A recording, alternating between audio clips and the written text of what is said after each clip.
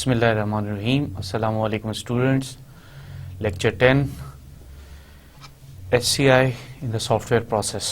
तो आज हम सॉफ्टवेयर प्रोसेस में ह्यूमन कंप्यूटर इंटरेक्शन की जो प्रोसेसेस हैं उनको देखेंगे, क्या क्या होते हैं। Topics for today: software engineering and the design process for interactive systems, usability engineering, iterative design and prototyping, design rational. तो आज हम इन पे बात करेंगे कि क्या क्या चीज़ें होती हैं। सॉफ्टवेयर इंजीनियरिंग आई होप कि आप लोगों ने पढ़ी हुई होगी। जस्ट रिवाइव करने के लिए from Wikipedia, software engineering is the application of a systematic discipline quantifiable approach to the development, operation and maintenance of software. So software की जो ऑपरेशंस हैं, डेवलपमेंट के, मेंटेनेंस के, उसको क्वांटिफाइबल अप्रोचेस के ज़रिए करना जो है, इन सिस्टमैटिक वे जो है, वो सॉफ्टवेयर इंजीनियरिंग है। क्लासिक डेफिनेशन जब इसको कॉइन किया जा रहा था 1969 में, the establishment and use of sound engineering principles in order to obtain economically build software that is reliable and works efficiently on real machines.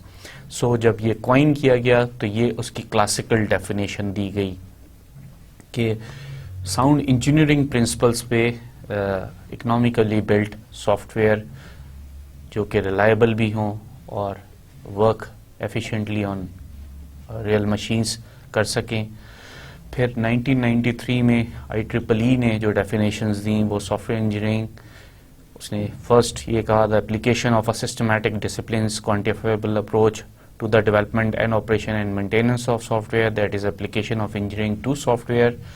And second, the study of operators as in software engineering. So study approaches को भी देखा गया software की, और जो हमने पहले बात की कि application of systematic disciplines quantifiable approach जो सॉफ्टवेयर की डेवलपमेंट, ऑपरेशन और मेंटेनेंस में ज़रूरी है, उनको किया गया, एज वेल एज उन अप्रोचेस को भी स्टडी किया गया।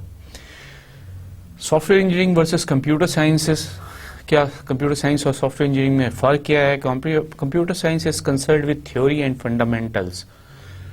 जो कंप्यूटर साइंस, क्योंकि वर्ड साइंस है विद इन इन्वर्टेड कॉमास, सो यहाँ पे थ्योरी और फंडामेंटल्स हैं जो कंप्यूटर से रिलेटेड हमें सीखने।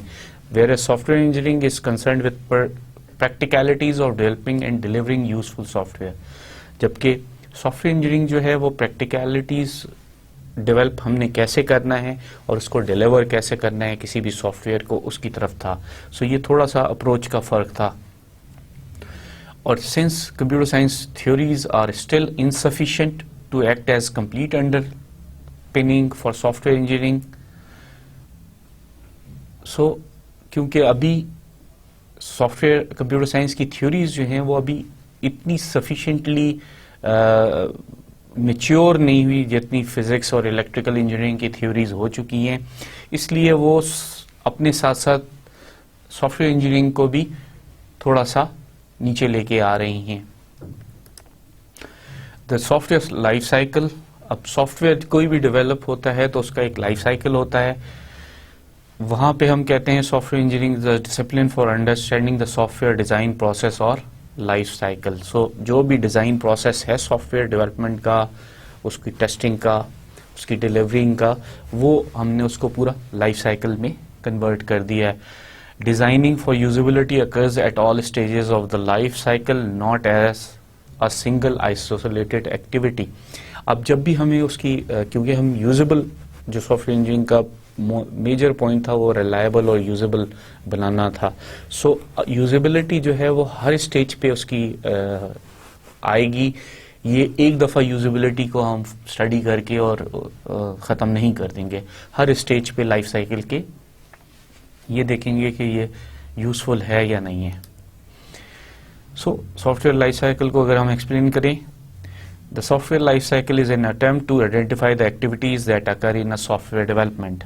सो जिस तरह बायोलॉजिकल लाइफ साइकिल होता है, हमने अगर बायोलॉजी आपने पढ़ी भी है तो आपको याद होगा कि बटरफ्लाई का लाइफ साइकिल था, सो ऑन सो फोर्थ। तो ये उसी तरह से हम सॉफ्टवेयर डेवलपमेंट के भी लाइफ साइकिल को आइडेंटिफाई करके और उसकी एक्टिविटीज़ को देखते हैं। These activities must then be ordered in time in any development project and appropriate techniques must be adopted to carry them through.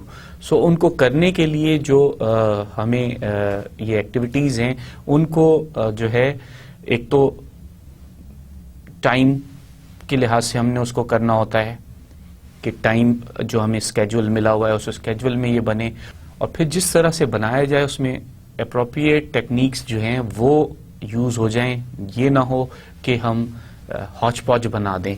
So techniques का प्रॉपर होना बहुत ज़रूरी है। In the development of a software product we consider two main parties. अब जब किसी भी software की डेवलपमेंट में दो मेन पार्टीज होती हैं, the customer who requires the use of the product and the designer who must provide the product. So एक कस्टमर है जिसको यूज़ करना है उस प्रोडक्ट को, वो हमारे लिए होना ज़रूरी है। दूसरा डिज़ाइनर जो उस प्रोडक्ट को डिज़ाइन करके दे सके। Typically, the customer and the designer are groups of people and some people can be both customer and designer. अब जो यूजुअली होता है ये कस्टमर का मतलब एक बंदा नहीं है बल्कि एक ग्रुप ऑफ पर्सन है। इसी तरह डिज़ाइनर कोई एक बंदा भी हो सकता है, एक से ज़्यादा बंदे भी हो सकते हैं, और वो लेके चलेंगे। और कभी कभी ये होता है कि एक डिज़ाइनर अपने लिए कोई चीज़ बना रहा होता है तो वो खुद भी कस्टमर होता है। The software life cycle, it is important to distinguish between the customer who is the client of the designing company and the customer who is the eventual user of the system. अब जो चीज़ important इसमें ये है कि एक हो सकता है कि कंपनी ने आपको क्लाइंट भेजा हो, कि एक बंदा भेजा हो जो क्लाइंट बन के आपके पास आया हो एज अ डिज़ाइनर, कि आपने इस तरीके से इसको बनाना है, इस तरीके से करें काम, लेकिन वो इवेंचुअली यूज़र ना हो सिस्टम का, इवेंचुअल यूज़र किसी और का हो। लेट सपोज कि एक फाइनेंशियल कंपनी है, वो ये कहे कि भाई हमें फाइनेंस का सॉफ्टवेयर बना के दें। अब वो कंपनी का जो बंदा आएगा वो आपसे कहेगा कि फाइनेंस का बना के दें, लेकिन एक्चुअली जो उस सॉफ्टवेयर आप बनाएंगे फाइनेंस का, वो यूज़ जो है वो अकाउंट्स और फाइनेंस के बंदे करेंगे। सो एक्चुअल यूज़र वो होंगे, जो आपके पास आएगा वो कोई और सीनियर लेवल पे बंदा आ सकता है या कोई गो बिटवीन आ सकता है जो कि सिर्फ ये प्रोजेक्ट करवाना चाह रहा हो। These two roles of customer can be played by different people. So जो आपके पास आ रहा है वो और जो एक्चुअल यूज़र है वो कोई डिफरेंट भी हो सकते हैं। The group of people who negotiate the features of the intended system with the designer may never be actual users of the system. अब जो actually users होंगे वो ज़रूरी नहीं है कि डिज़ाइन के बारे में आपके साथ डिस्कशंस कर रहे हों, बल्कि वही जो मैनेजर्स लेवल पे और जो सीनियर लेवल पे लोग हैं वो आपसे डिस्कशंस कर रहे होंगे और वो आपसे सारी चीज़ें बनवा रहे होंगे, और इवेंचुअल यूज़र कोई और भी हो सकता है। अब अगर हम एक्टिविटीज़ को देखें तो जो टिपिकल क्लासिकल वाटरफॉल मॉडल था कि आप एक स्टेप करके दूसरे स्टेप और दूसरे स्टेप से तीसरे और तीसरे से चौथे और so on so fourth and तक जाएंगे। सो हमारी रिक्वायरमेंट स्पेसिफिकेशन से काम शुरू होता है, फिर उसका आर्किटेक्चरल डिज़ाइन बनता है, फिर डिटेल डिज़ाइन बनता है, फिर कोडिंग और टेस्टिंग होती है, फिर इंटीग्रेशन एंड टेस्टिंग होती है। यहाँ पे हम प्रोटोटाइप बना रहे होते हैं, यहाँ पे हम फुल सिस्टम बना रहे होते हैं। जब वो फुल सिस्टम बन जाता है तो वो डिप्लॉय हो जाता है, फिर उसकी ऑपरेशन और मेंटेनेंस का काम आ जाता है। रिक्वायरमेंट स्पेसिफिकेशन पे हमने काफ़ी सारा पहले भी बात कर ली थी, ये दोबारा थोड़ा सा क्योंकि हम सॉफ्टवेयर प्रोसेसेस की बात कर रहे हैं इसलिए दोबारा आ रहा है। In requirement specification the designer and customer try to capture are description of what the eventual system will be expected to provide. This is in contrast to determining how the system will provide the expected services, which is the concern of later activities.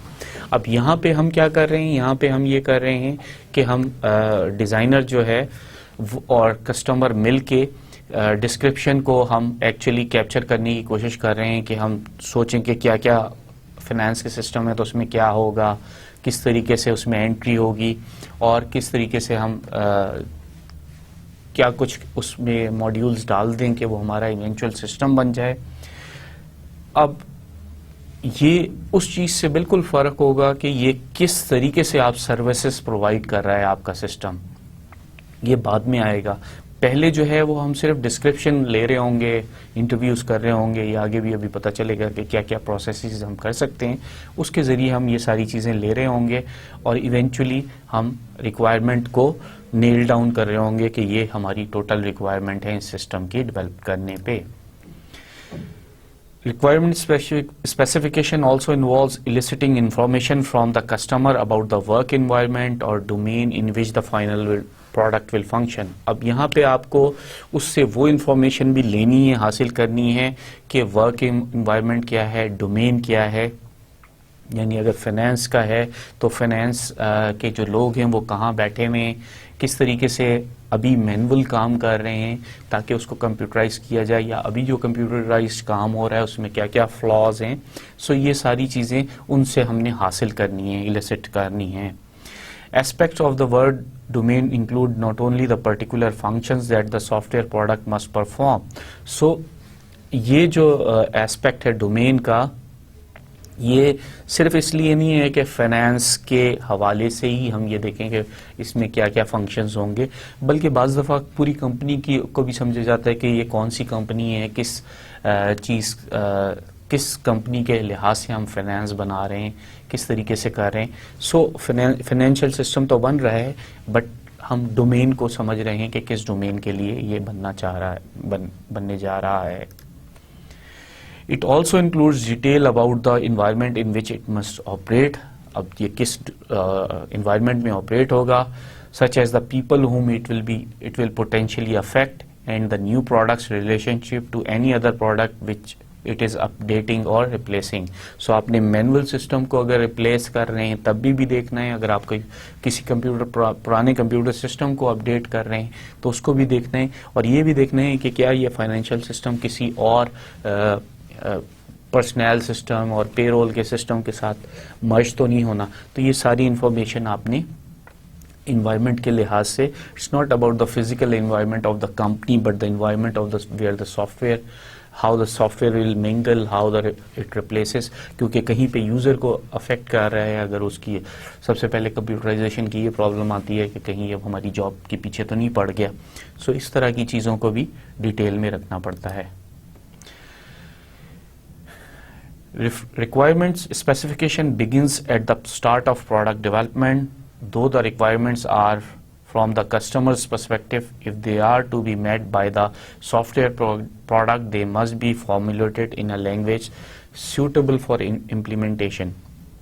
अब होता क्या है कि हम requirement illicit तो customer से कर रहे हैं कि उसको क्या क्या इंफॉर्मेशन चाहिए है, और उस लिहाज से हम क्योंकि ये हम एक सॉफ्टवेयर प्रोडक्ट बनाने जा रहे हैं, तो हमारी कोशिश ये होनी चाहिए कि जो हम इलिसिट करें, जो इंफॉर्मेशन हमें मिल जाए, उसको हम इस तरह की लैंग्वेज में लिख लें, इस तरीके से लिख लें कि उसको इम्प्लीमेंट करना या डिज़ाइनर के लिए डिज़ाइन करना भी आसान हो जाए।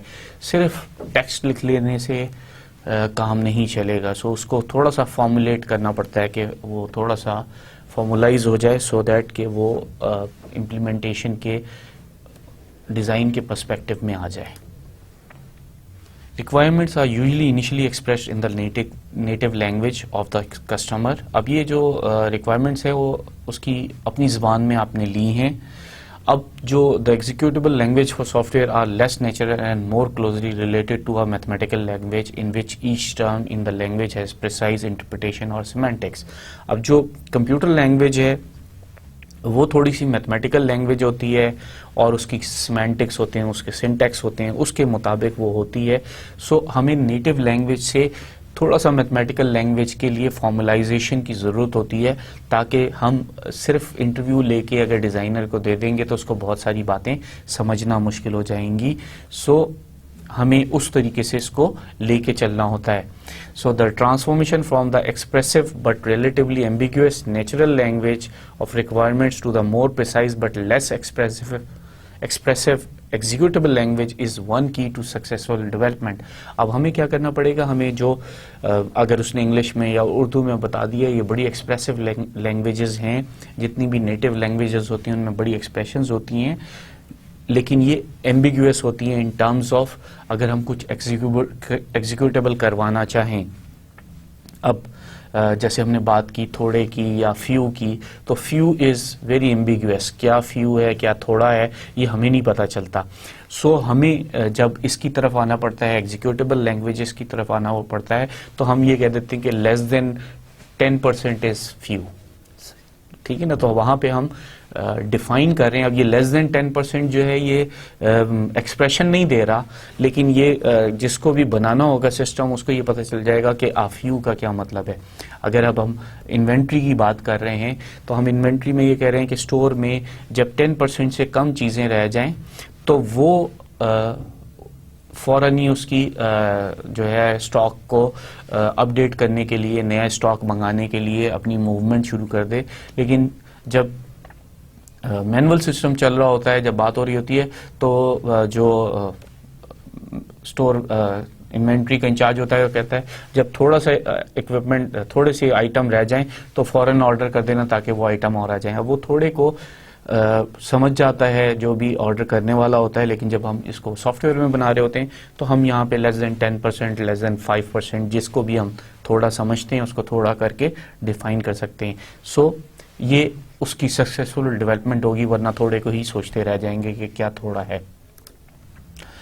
अब अगर हम कम्युनिकेशन को देखें और ये क्रिटिकल एलिमेंट है, सो हमें ये नज़र आएगा कि यूज़र ने कुछ इस अंदाज से कहा, जो रिक्वेस्ट डिस्क्राइब हुई वो कुछ ऐसे हो गई, एनालिस्ट ने उसको कुछ ऐसे डिज़ाइन कर दिया, प्रोग्रामर ने कुछ उसको इस तरीके से प्रोग्राम कर दिया, सॉफ्टवेयर स्पेशलिस्ट ने आके कुछ इस तरह से हेल्प कर दिया, और यूज़र ने एंड में कहा मुझे तो ये चाहिए था. तो ये बड़ा मुश्किल हो जाता है. Let's see it in colour, तो आपको समझ में आएगा कि अब कस्टमर्स जब आपको एक्सप्लेन कर रहा है तो आप उसको यूं ले रहे हैं. प्रोजेक्ट लीडर ने उसको कहा कि अच्छा इसको झूला बनाना है, उसने इस तरीके से बना दिया. अब ये झूला ही नहीं जा सकता क्योंकि इससे तना टकरा रहा है. सो एनालिस्ट आया, उसने कहा कि यार ये तना तंग कर रहा है, इसको बीच में से काट दो और यहाँ पे सपोर्ट दे दो, सो ये काम हो जाएगा. प्रोग्रामर ने जब कोड लिखने की कोशिश की तो उसने उसको इतना ढीला कर दिया कि वो गिर गया. बिजनेस कंसल्टेंट ने आके उसको जो है उस पर सोफा लगा दिया. प्रोजेक्ट जिस तरह से डॉक्यूमेंट हुआ वो किसी की समझ में नहीं आया कि क्या हुआ. और ऑपरेशनल जब इंस्टॉल्ड हुआ तो सिर्फ एक रस्सी हो गई. लेकिन जब कस्टमर को बिल किया गया तो ऐसा लगा कि जैसे हमने कोई रोलर कोस्टर उसके लिए बना दिया हो. और जब उसको सपोर्ट करने गए तो कुछ भी नहीं था, और जो कस्टमर को चाहिए था वो एक रस्सी, टायर बंधा हुआ रस्सी में चाहिए था. सो ये एक क्रिटिकल एनालिसिस है, जोक भी है, लेकिन बहुत सारे डिज़ाइंस में एक्चुअली यही होता है. कुछ खासतौर पे बिलिंग आप उसको ऐसी करते हैं कि जैसे पता नहीं आपने क्या आउट ऑफ दिस वर्ल्ड कोई चीज़ उसको बना के दे दी है, फिर जब सपोर्ट मांगते हैं तो कुछ भी नहीं होता, सब गायब हो जाता है. सो इस तरह की चीज़ें होती हैं लाइफ में. अब रिक्वायरमेंट इंजीनियरिंग के बाद जो चीज़ होती है वो आप जब उसमें डिसाइड कर लेते हैं, रिक्वायरमेंट स्पेसिफिकेशन पूरी हो जाती हैं और आप एक दफ़ा सील कर लेते हैं कि हाँ जी रिक्वायरमेंट पूरी हो गई, फिर उसका आर्किटेक्चरल डिज़ाइन बनता है. ये क्या होता है, it concentrate on how to the system provides the services expected from it. अब यहाँ पे कंसंट्रेशन ये है कि अब हम उन सर्विसेज को देखेंगे कि वो सिस्टम कैसे प्रोवाइड करेगा जो उससे एक्सपेक्ट की जा रही हैं, जो हम चाह रहे हैं कि उससे मिले. झूला झूलना है तो उसने यहाँ पे देखना है कि कैसे झूला बनाया जाएगा. The first activity is a high level decomposition of the system into components that can either be brought in from existing software products or be developed from scratch independently. सबसे पहले ये होता है कि हम जो एक्टिविटीज़ होती हैं उनको डिकम्पोज कर देते हैं कि उनका हाई लेवल डिकम्पोजिशन कर सकते हैं, कि हम ये देखते हैं कि उसको कंपोनेंट में डिवॉल्व कर देते हैं, तोड़ देते हैं, और फिर ये देखते हैं कि वो कंपोनेंट क्या हमें किसी प्रोडक्ट एग्जिस्टिंग सॉफ्टवेयर प्रोडक्ट से मिल सकते हैं। अगर मिल सकते हैं तो बहुत अच्छी बात है, क्योंकि रीयूजेबिलिटी भी जो है सॉफ्टवेयर इंजीनियरिंग का एक मेजर पार्ट है। सो रीयूजेबल कर लें, अगर नहीं है तो फिर हमें स्क्रैच से वो बनाना होता है। सो अब ये जो आर्किटेक्चरल डिज़ाइन है ये उसको डीकम्पोज करने की बात है, उसको डिवॉल्व करने की बात है, कि आपको स्पेसिफिकेशन आ गई, अब उनको एक्टिविटीज़ में जो है उसके जो कंपोनेंट्स हैं वो बनाने होंगे, कि कैसे हम इसको किस किस तरीके से लेके चलेंगे। So architectural design, it's not only concerned with the functional decomposition of the system, determining which components provide which services। अब ये सिर्फ यही डिकम्पोजिशन नहीं है कि कौन से कंपोनेंट ने GUI है तो उसने ग्राफिकल यूज़र इंटरफेस बनाना है, कंट्रोलर ने कंट्रोल करना है, डाटा प्रोवाइडर ने डाटा प्रोवाइड करना है, और वो डाटा उसने डाटा सोर्स वगैरह से लेना है। It must also describe the independency between the separate components and the sharing of resources that will arise between the components। अब यहाँ पे हम ये बता रहे हैं कि ये शेयर होगा डाटा यहाँ से, और ये फिर कंट्रोलर को जाएगा, कंट्रोलर जो है डाटा में मांगेगा, और यहाँ से यूज़र उसको इंटरेक्ट करेगा ग्राफिकल इंटरफेस से। सो ये सारी चीज़ें हमें उसको बतानी है।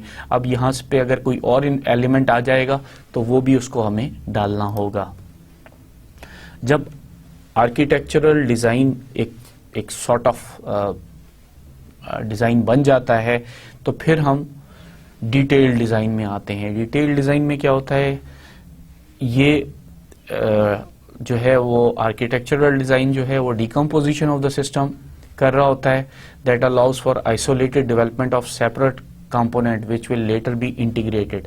सो अब जब हमने डिकम्पोज कर दिया तो अब हम ये कर सकते हैं कि हर कंपोनेंट, यानी इधर अगर हम जाएं तो GUI कोई और बना सकता है, कंट्रोलर कोई और बना सकता है, डेटा प्रोवाइडर का जो सॉफ्टवेयर है डेटाबेस वगैरह से वो कोई और कहीं और से आ सकती है। सो ये वाला काम कोई और कर रहा है, ये काम कोई और कर रहा है, और ये काम कोई और कर रहा है, और आखिर में आप इसको इंटीग्रेट कर देंगे। For those components that are not already available for immediate integration, the designer must provide a sufficiently detailed description so that they may be implemented in some programming language। अब हो सकता है कि अगर हम इस एग्जांपल को लेके चलें तो डाटा प्रोवाइडर डेटाबेस की जो हम SQL standard database, access database को यूज़ कर सकते हैं, तो यहाँ पे तो हमारे पास वो मौजूद है, लेकिन इसका कंट्रोलर लिखना और इसका GUI हम स्पेसिफिक चाह रहे हैं, तो यहाँ पे क्या कंट्रोल करना है, किस तरीके से काम करना है, और GUI में क्या क्या इंफॉर्मेशन देनी है, इसकी जो है वो डिटेल को डिज़ाइनर को उसमें उसको थोड़ी सी डिस्क्रिप्शन देनी होगी, ताकि वो किसी प्रोग्रामिंग लैंग्वेज में उसको हम कंप्लीट करें। GUI है तो जावा पे हम करके, और फिर उस जावा का ऊपर से हम स्क्रिप्ट लिख के और उसको अटैच करें। सो उसमें वो उसको पूरी चीज़ें चाहिए होती हैं कि क्या कंपोनेंट्स हैं, क्या चीज़ें जाएगी, क्या एंट्री होगी, क्या उसको डिस्प्ले करना है, कौन से एक्शंस हैं, कौन से एक्शन बटन्स होंगे, कौन से उसको सिर्फ डिस्क्रिप्शंस होंगी। सो ये सारी इंफॉर्मेशन उसको इन डिटेल देनी होती है। The detailed design is a refinement of the component description provided by the architectural design। So detailed design जो है वो refinement कर रहा है component description की, जो हमें architectural design से मिला है, और the behavior implied by the higher level description must be preserved in more detailed description। So हमें जो डिस्क्रिप्शन जो एक एब्स्ट्रैक्ट डिस्क्रिप्शन का मिला है आर्किटेक्चरल डिज़ाइन में, उसमें हमें और ज़्यादा डिटेल डाल के इसको प्रिजर्व करना पड़ता है, ताकि हमें पता चल सके कि काम कैसे हो रहा है। सो डिटेल डिज़ाइन को अगर हम देखना चाहें तो GUI पे यूज़र लेयर इधर आ गई, इसी तरह component layer, tool layer, agent layer और डेटा हैंडलर लेयर इधर आ गई। सो हमारे पास इसकी डिटेल आ गई कि GUI क्या कर रहा है और उसने किन किन टास्क को एक्टिवेट किया, फिर उन टास्क ने कौन कौन से टूल लिए और फिर वहाँ पे कौन कौन सी एक्टिविटीज़ जनरेट हुई जिनको किस किस डाटा के साथ हमने अटैच किया। सो ये एक डिटेल डिज़ाइन की डिस्क्रिप्शन आ गई। फिर आ जाता है जब डिटेल डिज़ाइन बन जाता है तो फिर हम क्या करते हैं कि हमें एक्चुअली कोडिंग और यूनिट टेस्टिंग करनी होती है। एक तरह से हम प्रोटोटाइप अपना बना रहे होते हैं। The detail design for a component of the system should be in such a form that it is possible to implement it in some executable programming language।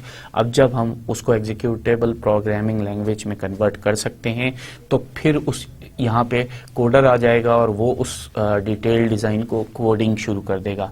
After coding the component can be tested to verify that it performs correctly according to some test criteria that were determine in earlier activities. So हमने ये decide कर लिया, coding आ गई, coding के बाद अब हमने उसको टेस्ट किया कि जो काम हमने करवाना था वही काम हो रहा है या नहीं हो रहा। अगर हमने GUI बनाया है कि हमें घर के जो खाली किराए के घर हैं उनकी डाटा आ जाए तो हमें वो डाटा आना चाहिए। तो हम देख सकते हैं कि घर आ रहा है या यहाँ पे प्लॉट्स भी आ गए। प्लॉट्स आ गए तो हमें नहीं चाहिए क्योंकि हमें घर किराए पे चाहिए। सो ये इन इंफॉर्मेशंस को करेक्टली देखना होता है। टेस्ट क्राइटेरिया हम बना देते हैं कि हमें क्या इन्फॉर्मेशन चाहिए और क्या नहीं चाहिए, उस एक्टिविटी को टेस्ट किया जाता है। अब इस कोडिंग और टेस्टिंग में plenty of research that is geared towards the automation of this coding activity directly from a low level detailed design।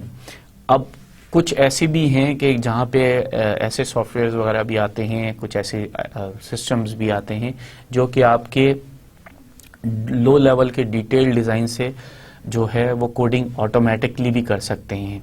सो इस पे बड़ी रिसर्च हो रही है और इस पे काम भी हो रहा है। Most of the work in formal method operates under the hypothesis that in theory the transformation from the detailed design to the implementation is from one mathematical representation to another and so should be able to be entirely automated। So formal methods में हम उसके start state, middle state, end state और अगर और कोई transformation बीच में हो रही है वो डिस्क्राइब कर देते हैं उसके मेथड्स में और फिर वहाँ पे हम इन एक तरह से मैथमेटिकल रिप्रेजेंटेशन कर देते हैं। अगर वो मैथमेटिकल रिप्रेजेंटेशन अच्छी तरीके से हो गई है तो उसको ऑटोमेट भी किया जा सकता है।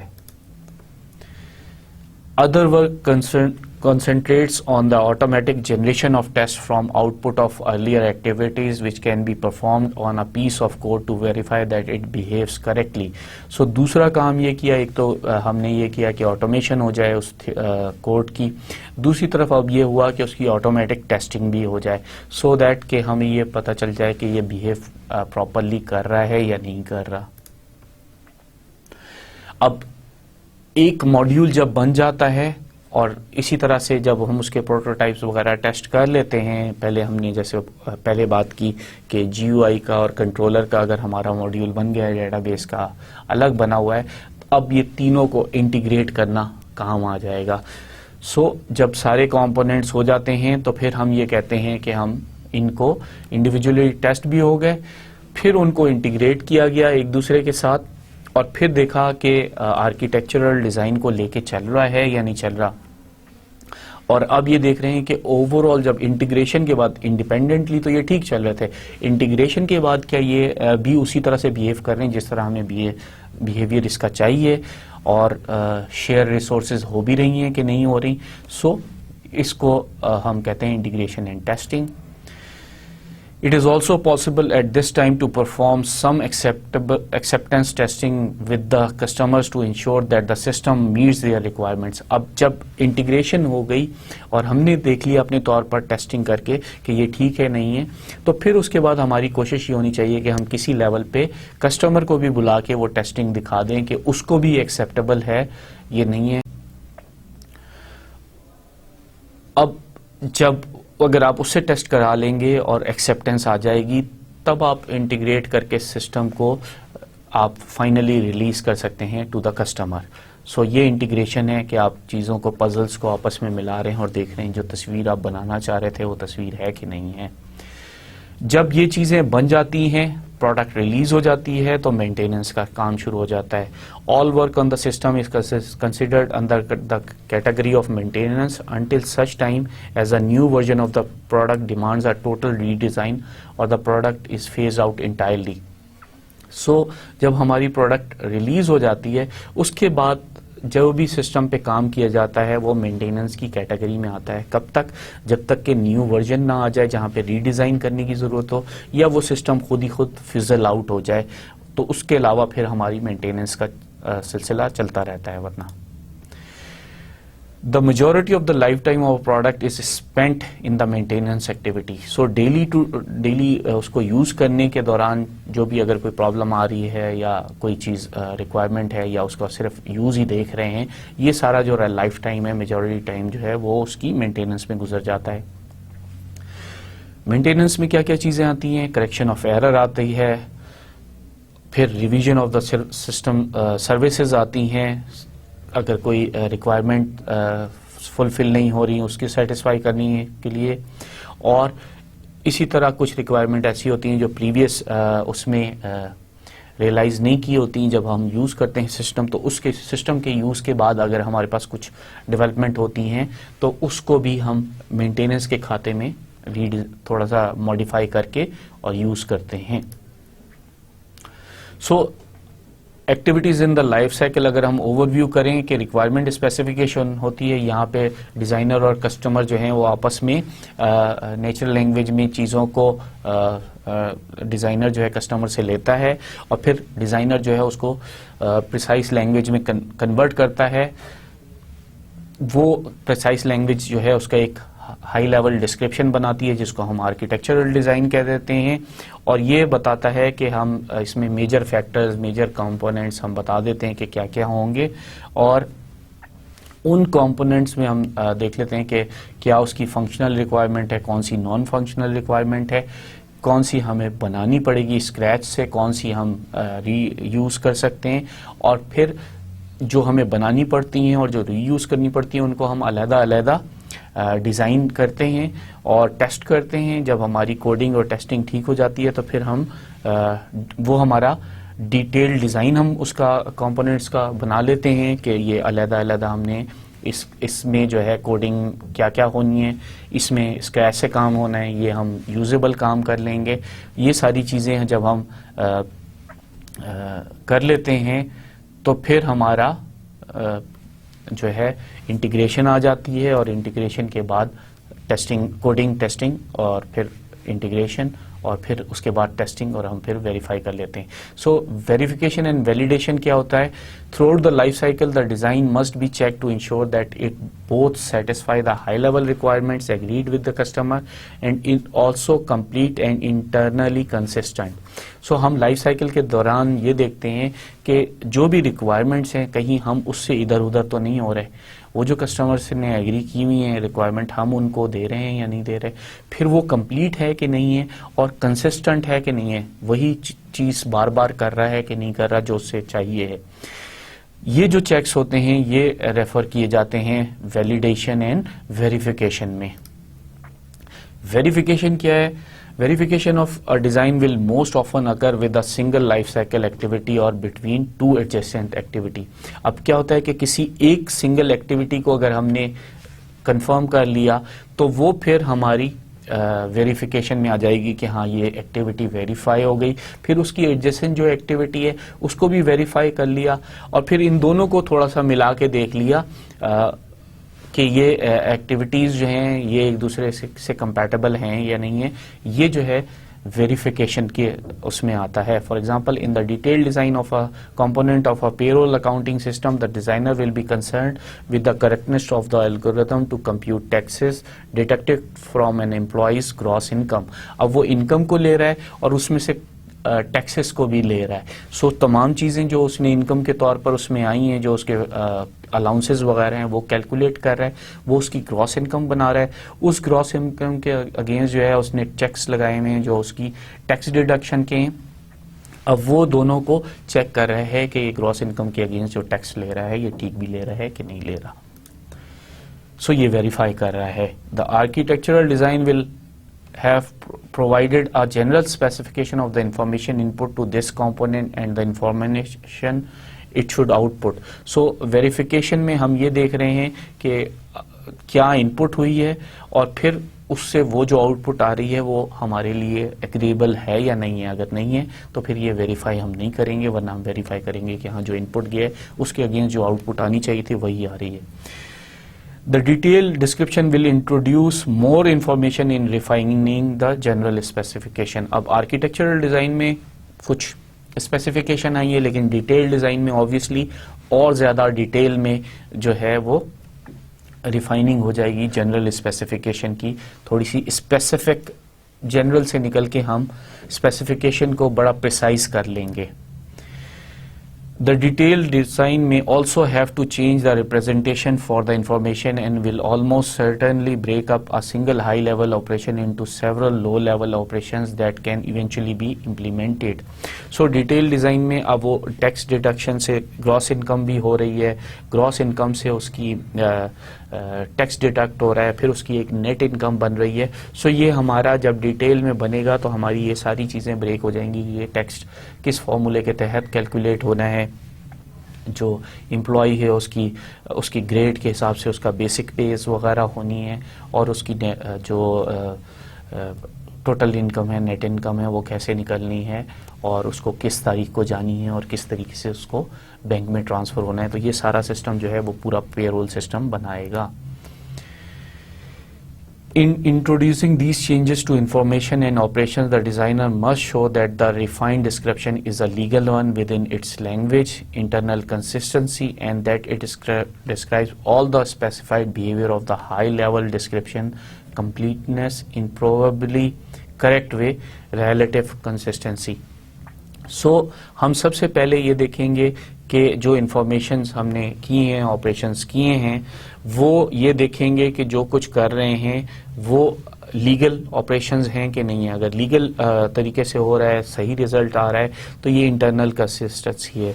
एक टैक्स कटना है, वो एक पे स्केल के लिए अगर एक तरह का टेस्ट है तो वो उस पे स्केल का वही टेस्ट हो, टैक्स कटता जाए. अगर वो टैक्स उस तरह से नहीं कटेगा तो फिर हमारी इंटरनल कंसिस्टेंसी नहीं है.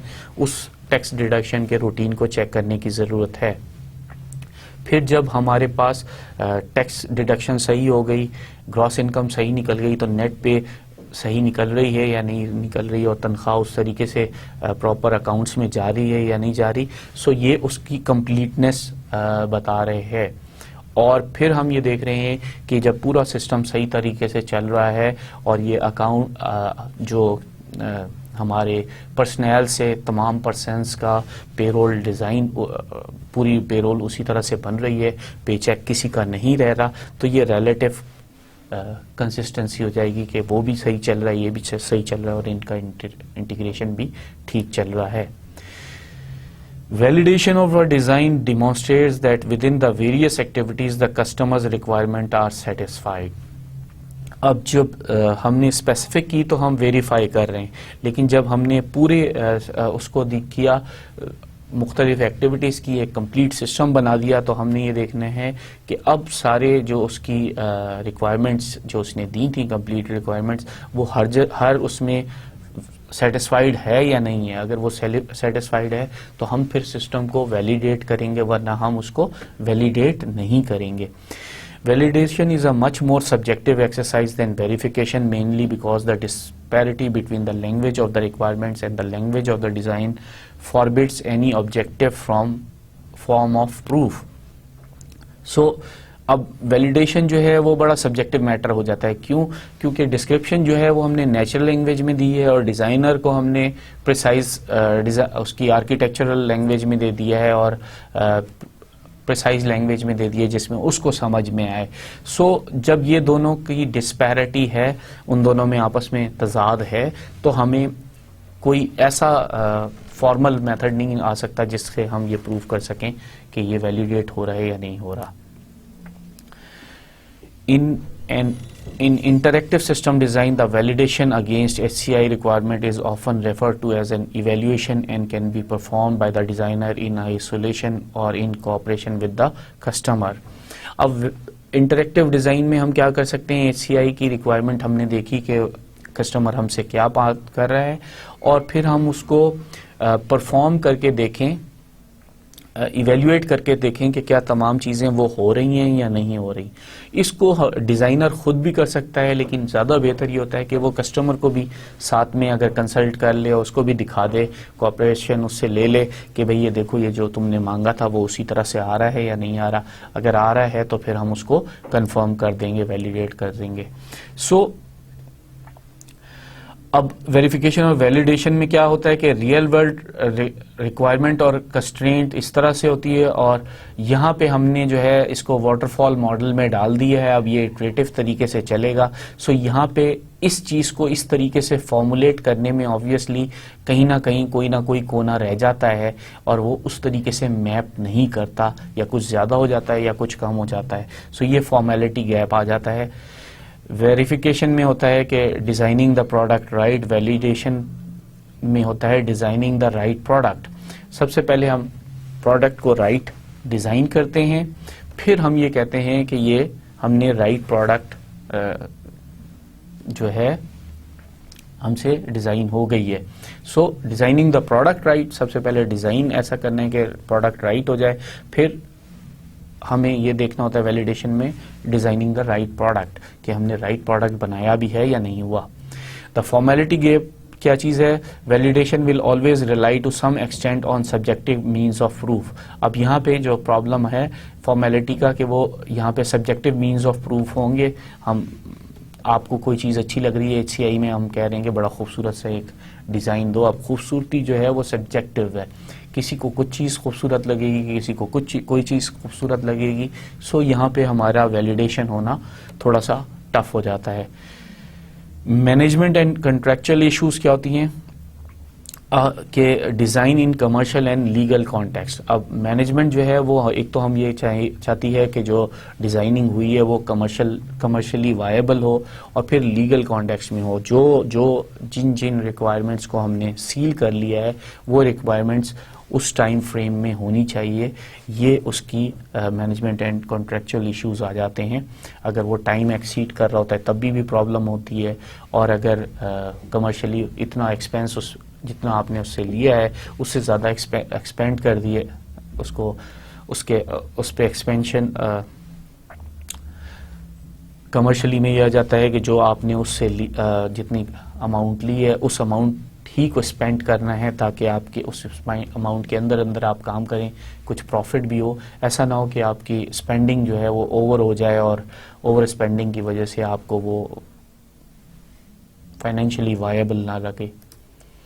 सो the life cycle for interactive system क्या है, we can not assume a linear sequence of activities as in the waterfall model. So waterfall model में क्या था कि एक के बाद एक, एक के बाद एक, एक के बाद एक किया।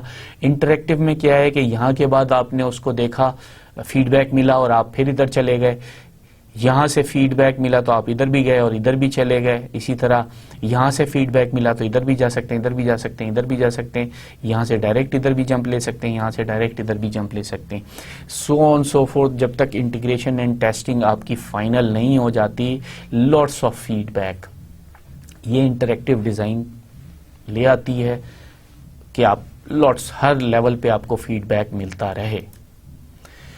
अब यहाँ पे मैनेजमेंट एंड कॉन्ट्रेक्चुअल इश्यूज आ जाते हैं। The life cycle concentrated on the more technical features of software development. अब जो लाइफ साइकिल बनाया था वो technical features of software development पे था। In a technical decision managerial issues of design such as time constraint and economic forces are not as important. So जब हम technical decision making कर रहे होते हैं तो हम जो टाइम कंस्ट्रेंट है उस पर कितने पैसे लगने, ये हमारे लिए इम्पोर्टेंट नहीं होता। हम डिज़ाइनिंग द राइट प्रोडक्ट की तरफ जोर रहे होते हैं कि हमारी चीज़ बड़ी ज़बरदस्त बननी चाहिए। So the different activities of the life cycles are logically related to each other. लेकिन जो डिफरेंट एक्टिविटीज़ होती हैं लाइफ साइकिल की वो ज़ाहिर बात है logically related to each other होती हैं। अगर ये लॉट्स ऑफ फीडबैक होगा तो ऑब्वियसली टाइम ज़्यादा लगेगा, चीज़ें बार बार डिज़ाइन होंगी, उसको चेंज लाएंगे तो वो आपके लिए फाइनेंशियल बर्डन भी होगा। सो इसलिए ये सब चीज़ें एक दूसरे से रिलेट करती हैं। we can see that requirements for a system precede the high level architecture design which precedes the detailed design and so on so forth. So हम ये देख रहे हैं कि जो चीज़ होती है, जो हमारे पास आती हैं रिक्वायरमेंट्स, वो पहले होती हैं, फिर हमारा आर्किटेक्चर डिज़ाइन होता है और फिर हमारा डिटेल डिज़ाइन होता है. In reality क्या होता है? It is quite possible that some detailed design is attempted before all of the architectural design. अब रियलिटी में क्या होता है कि जो आपका आर्किटेक्चरल डिज़ाइन से पहले ही आप डिटेल डिज़ाइन पे काम करना शुरू कर देते हैं. हमने जब वाटरफॉल मॉडल बनाया तो हमने ये बताया कि इसके बाद ये, इसके बाद ये, इसके बाद ये स्टेप होता है. लेकिन जब हम काम शुरू करते हैं तो बाज़ दफ़ा डिटेल डिज़ाइन पे पहले, बाज़ दफ़ा कोडर जो है वो कोडिंग पहले शुरू कर देता है.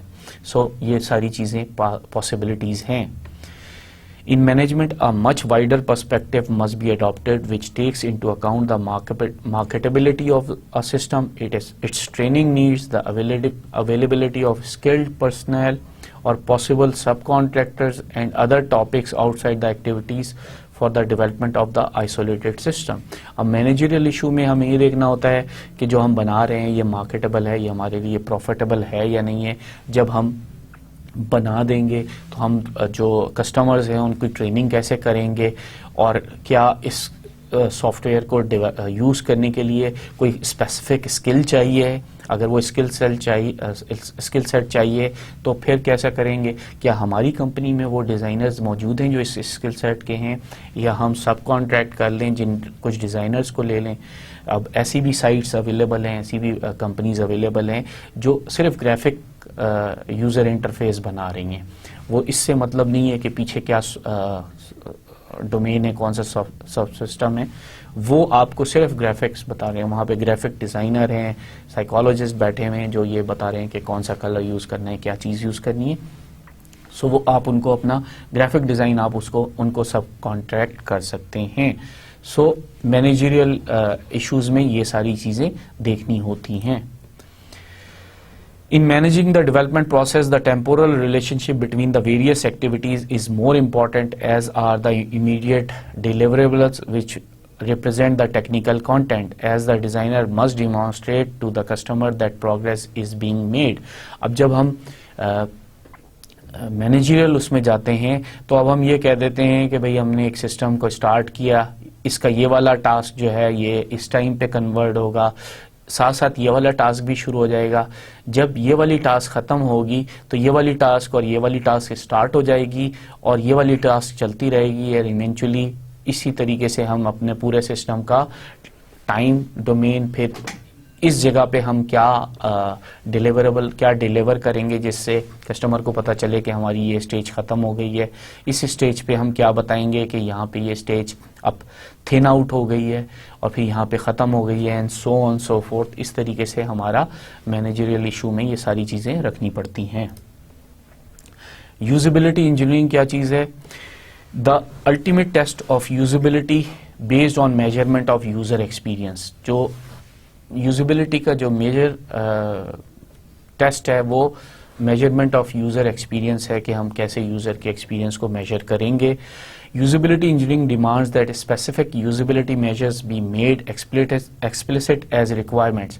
हम यूजिबिलिटी इंजीनियरिंग ये कहती है कि यूजिबिलिटी मेजर्स को भी उसी तरह एक्सप्लिसिट कर दें, उसी तरह डिफाइन कर दें जिस तरीके से आप रिक्वायरमेंट्स को करते हैं, ताकि आपके लिए आसानी रहे. यूजिबिलिटी स्पेसिफिकेशन क्या क्या हो सकती हैं? यूजिबिलिटी एट्रीब्यूट और प्रिंसिपल, किनके तरह हम किस तरीके से कौन से एट्रीब्यूट्स ले रहे हैं, कौन से प्रिंसिपल्स के ज़रिए हम यूजिबिलिटी को चेक करें.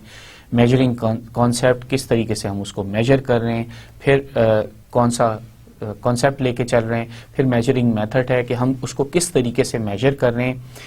Now level, worst case, plan level, best case. हमें हर जगह पे उसका average, low, worst case scenario, average scenario और बेस्ट सिनेरियो को लेके चलना पड़ता है.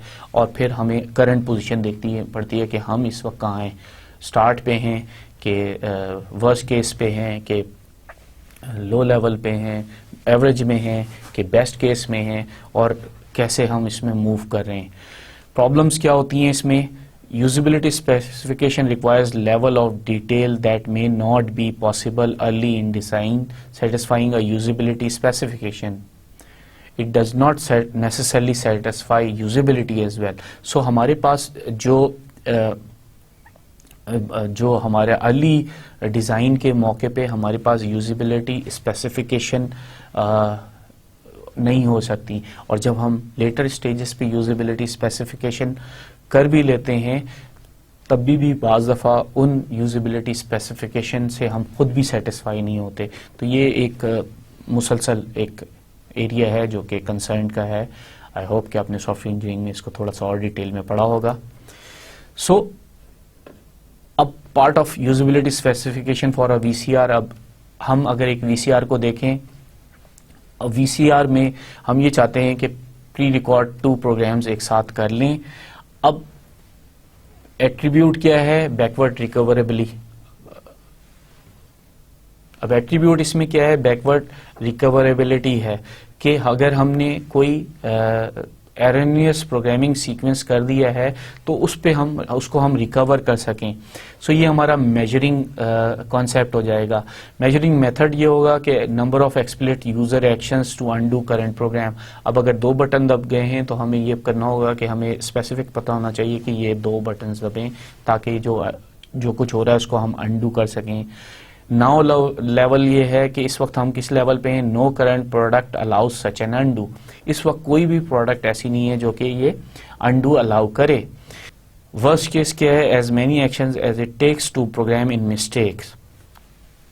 सो जो हमारे जितने एक्शंस होते हैं उसमें जितनी मिस्टेक्स होती हैं उतने ही एक्शंस हमें रिक्वायर्ड हो जाते हैं. सो ये हमारे पास ऐसा हो नहीं सकता. प्लान लेवल क्या था? Maximum of 2 explicit user action. अब हम प्लान लेवल क्या था कि हम बहुत ज्यादा एक्शंस के बजाय एक वक्त में 2 एक्शंस को लेके चलें.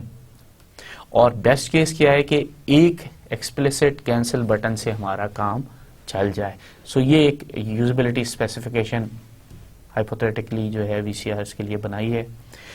आईएसओ ने भी एक यूजिबिलिटी ये जो है इंटरनेशनल स्टैंडर्डाइजिंग ऑर्गेनाइजेशन है, इसने भी स्टैंडर्ड बनाए में 9241 का नाम दिया हुआ है. इसमें क्या कहा गया है कि अडॉप्ट ट्रेडिशनल यूजिबिलिटी कैटेगरीज. आप किसी भी यूजिबिलिटी को चेक करने के लिए जब भी कोई स्पेसिफिकेशन बनाए तो उसमें ट्रेडिशनल कैटेगरीज कौन कौन सी हैं? Effectiveness, can you achieve what you want to, कि ये क्या इफेक्टिव है. Efficiency, can you do it without wasting effort, ये इजीली हो रहा है. Satisfaction, do you enjoy the process, जब आपने किया तो आपको आसान लगा, मजा भी आया या नहीं आया इसको करने में. Some metrics from ISO 9241. Usability objective effectiveness measures, efficiency measures और सेटिस्फेक्शन मेजर्स को अगर हम लेके चलें. So suitability for the task, percentage of goals achieved, उसका इफेक्टिवनेस है. एफिशिएंसी है time to complete a task, और सेटिस्फेक्शन है रेटिंग स्केल फॉर सेटिस्फेक्शन.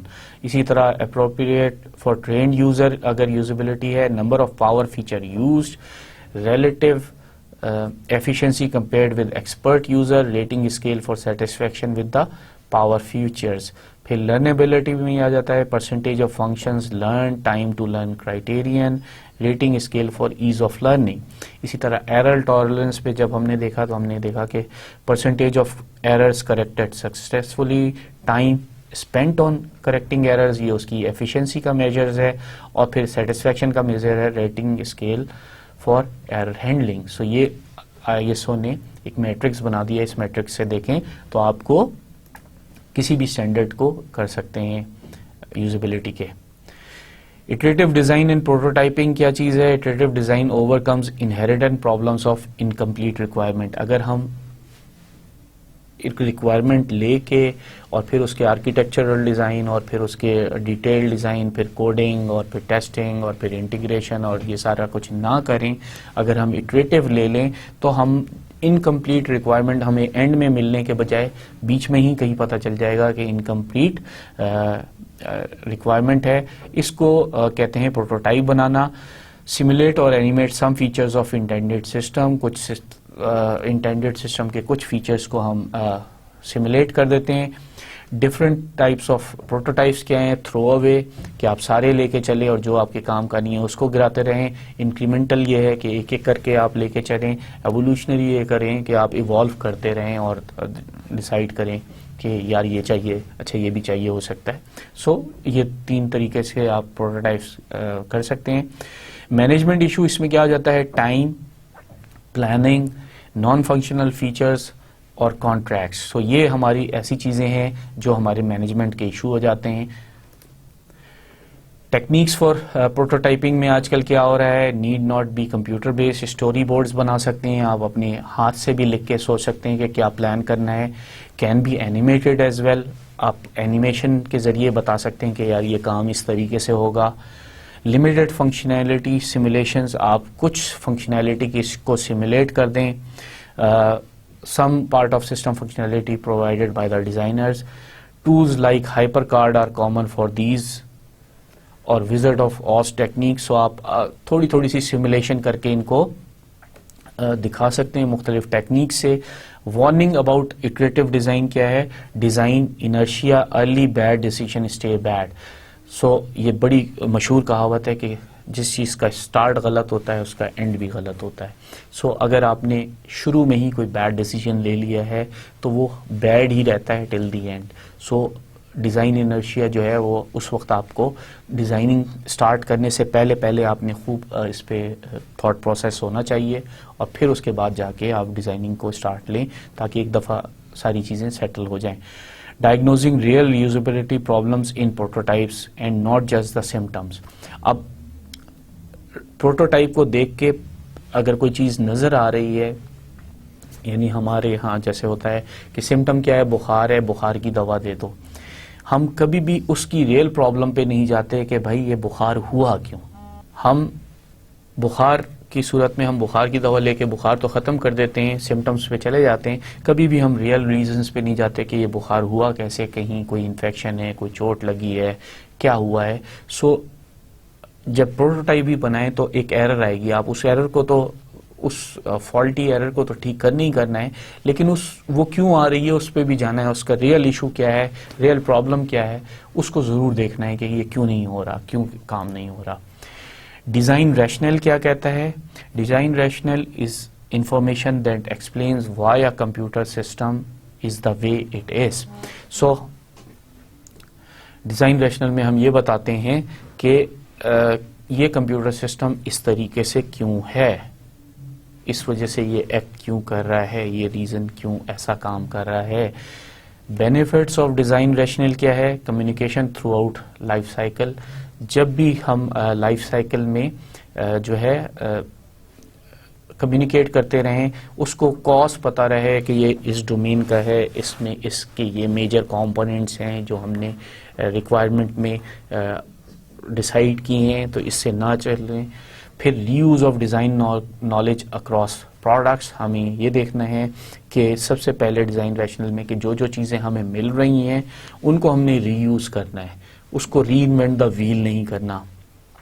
फिर इन्फोर्स डिज़ाइन डिसिप्लिन, जब हमने एक चीज़ डिसाइड कर ली कि ये इस तरीके से डिज़ाइन होनी है तो फिर उस डिसिप्लिन को इन्फोर्स करना है, उस पर चेक लगाना है कि उससे वेवर्ड ना हो, उससे अलग ना हो।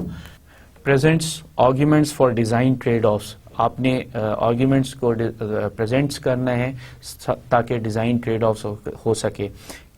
अगर हम किसी रीयूज़ को यूज़ नहीं कर रहे तो हमें वहाँ पे आर्ग्यूमेंट देना है कि भाई ये तो जो है ये इस स्पेसिफिक काम के लिए इस डोमेन पे ये ठीक नहीं चलेगा, इसलिए हम यहाँ पे इसको इस्तेमाल नहीं कर सकते। सो आपने आर्ग्यूमेंट देना है ताकि आपको ट्रेड ऑफ लगे। अब किसी अगर हम प्रैक्टिकली किसी चीज़ में देखें, सॉफ्टवेयर की एग्जांपल ना लें, तो ये हो सकता है कि कहीं हीटिंग की अगर काम हो रहा है, हीट जनरेट हो रही है, तो वहाँ पे हम प्लास्टिक की नॉब्स नहीं लगाएंगे क्योंकि हमें पता है कि ये जल जाएंगी। सो वो ट्रेड ऑफ होगा कि यहाँ पे लकड़ी की कोई ऐसी जिनका जो फायर को थोड़ा सा वो हैंडल कर सकें, तो हम कुछ ऐसी नॉब्स लगा सकते हैं स्टील वगैरह की, और उनके पर भी कोई रबड़ वगैरह चला दें ताकि हीटेड ना हो। सो हम डिज़ाइन के ट्रेड ऑफ के लिए आर्ग्यूमेंट देंगे। Organises potentially large design space. सबसे पहले ये है कि आप एक लार्ज डिज़ाइन स्पेस अपने तौर पर एक लार्जर एस्पेक्ट को ऑर्गेनाइज कर लें ताकि आप सारी चीज़ें उसके अंदर कवर कर सकें। इतना स्क्वीज ना हो आपका डिज़ाइन कि उसमें फिर किसी चीज़ को फिट इन करना मुश्किल हो जाए। कैप्चरिंग कॉन्टेक्चुअल इंफॉर्मेशन, आपको ये ज़रूर रखना है कि किस पर्सपेक्टिव में ये चीज़ बन रही है, किस डोमेन के लिए, किस कल्चर के लिए, किस काम के लिए हम ये सॉफ्टवेयर डिज़ाइन कर रहे हैं, उस कॉन्टेक्स्ट में रहना, उस पाथ पे रहना बहुत ज़रूरी है। अगर आप उस के बजाय कोई और चीज़ बना देंगे तो ऑब्वियसली वो डिज़ाइन अच्छा नहीं होगा। टाइप्स ऑफ डिज़ाइन रैशनल क्या होते हैं? प्रोसेस ओरिएंटेड होते हैं। Preserve order of deliberation and decision making. Process oriented में ये होता है कि आप ऑर्डर ऑफ डेलिब्रेशन और डिसीजन मेकिंग को प्रिजर्व करते हैं और उसी तरीके से आप उन प्रोसेसेस को लेके चलते हैं। स्ट्रक्चर ओरिएंटेड जो होता है वो होता है emphasize post hoc structuring of considered design alternatives. किसी चीज़ की हैपन होने के बाद हम उसको देख के कि यार यहाँ पे तो प्रॉब्लम आ रही है, वहाँ पे हम डिज़ाइन अल्टरनेटिव्स को लेके चलते हैं। इन दोनों की एग्जांपल्स अगर हम देखें तो एक इशू बेस्ड इंफॉर्मेशन सिस्टम है, इसको IBS कहते हैं। दूसरा डिज़ाइन स्पेस एनालिसिस है। सो एक प्रोसेस ओरिएंटेशन को लेके चल रहा है, दूसरा जो है स्ट्रक्चर ओरिएंटेशन को लेके चल रहा है। IBIS में क्या है? Basis for much of design rational research. ये सारा जो है इसका बेसिस जो है वो डिज़ाइन रैशनल रिसर्च जितनी भी हुई है उस पर है।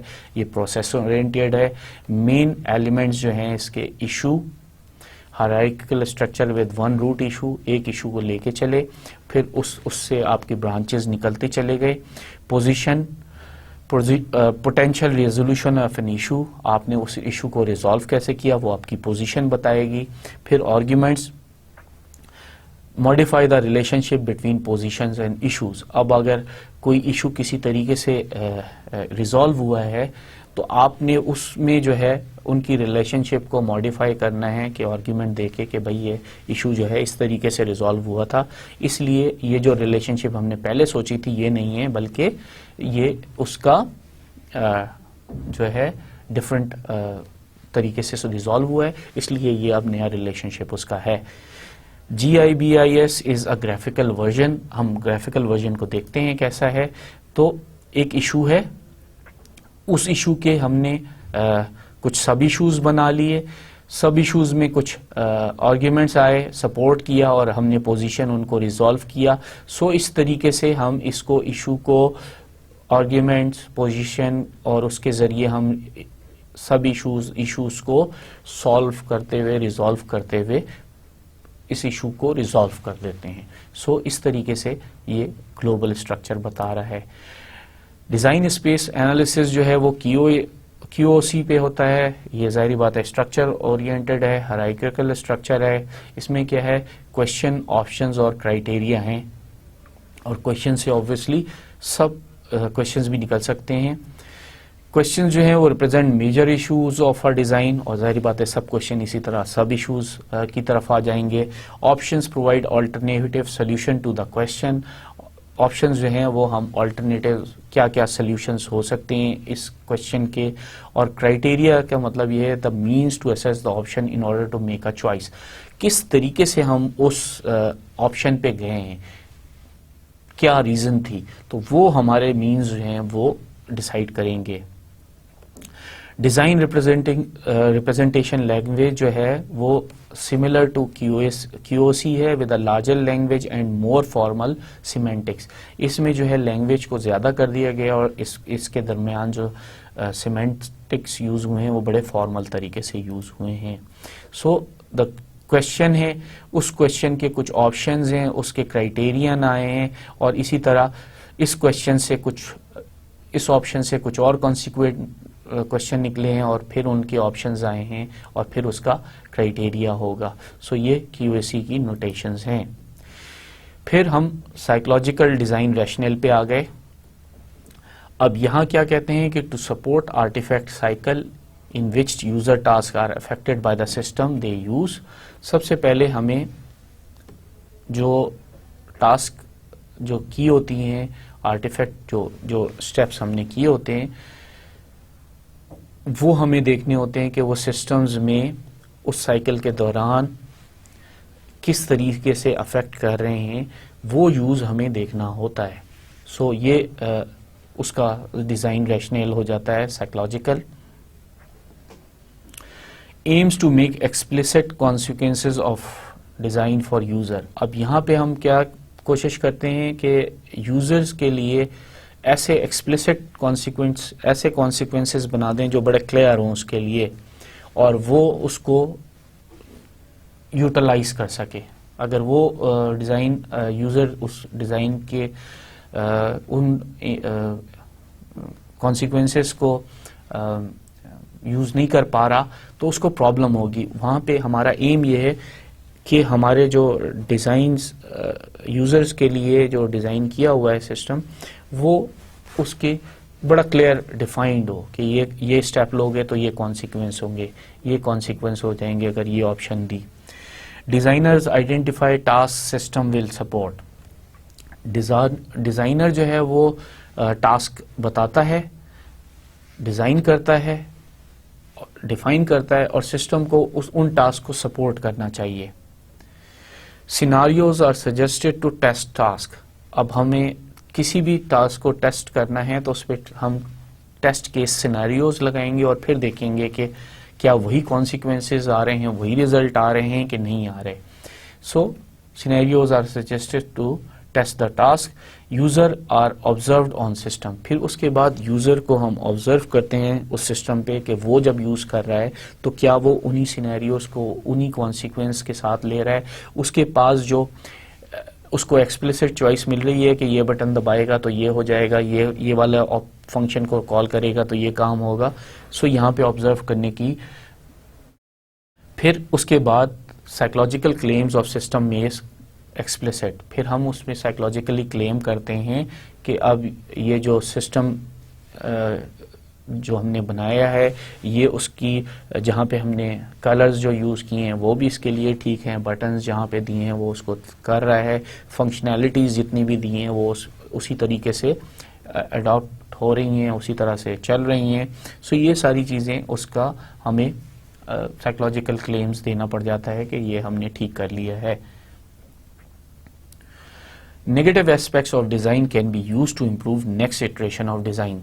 अब जो हमें नेगेटिव एस्पेक्ट्स मिले हैं यूजर्स को ऑब्जर्व करके, सिनेरियोज पे चल के, कॉन्सिक्वेंसेस जो हम चाह रहे थे वो नहीं हो रहे थे बटन के एक्शन से, वो तमाम नेगेटिव एस्पेक्ट्स को हम अपने पास रखेंगे और फिर हम जब हमारा रीमॉडिफाइड डिज़ाइन जब आएगा मेंटेनेंस की शक्ल में, तो वहाँ पे हम उन इम्प्रूवमेंट को लेके आएंगे सो दैट के यूज़र को हम सेटिस्फाई कर सकें. सो हमारा अल्टीमेट गोल जो होता है वो यूज़र सेटिस्फैक्शन होता है. Summary of today's topics. तो सॉफ्टवेयर इंजीनियरिंग लाइफ साइकिल में हमने क्या बताया? Distinct activities and the consequences for the interactive system design को हमने बात किया कि हमारे पास डिस्टिंक्ट जब एक्टिविटीज़ होती हैं तो वो हमें एट द एंड हमें रिजल्ट्स मिलते हैं. अगर हम इंटरएक्टिव बनाएंगे तो हमें फीडबैक तो बढ़ जाएगा, लेकिन हमारे पास टाइम की कॉस्ट और बहुत दफ़ा फाइनेंशियल कॉस्ट उसकी बढ़ जाती है. यूजिबिलिटी इंजीनियरिंग पे हमने बात की कि making usability measurements explicit as requirements. जिस तरह रिक्वायरमेंट एक्सप्लिसिट होती हैं 1 2 3 4, इसी तरह यूजिबिलिटी को भी हम मेजर करेंगे 1 2 3 4 में. इटरेटिव डिज़ाइन में हमने ये बताया कि अगर हम लिमिटेड फंक्शनैलिटी की सिमुलेशन बना के उसको चेक करें उस प्रोटोटाइप को और उसके बाद उसको फिर से रीडिज़ाइन करते रहें और उसके लिए हम एनिमेशंस भी यूज़ कर लें तो हमारे लिए बहुत बेहतर हो जाएगा. डिज़ाइन रेशनल में हमने कहा कि रिकॉर्डिंग डिज़ाइन नॉलेज कैसे हमने करनी है, प्रोसेस वर्सेस स्ट्रक्चर पे बात की कि प्रोसेस ओरिएंटेड क्या होता है, स्ट्रक्चर ओरिएंटेड क्या होता है, IVIS और QoS डिज़ाइन रैशनल की बात की, QoC की बात की. सो ये चीज़ें हमारी आज के लेक्चर की थी. With that we come to an end to this lecture. Allah हाफिज़.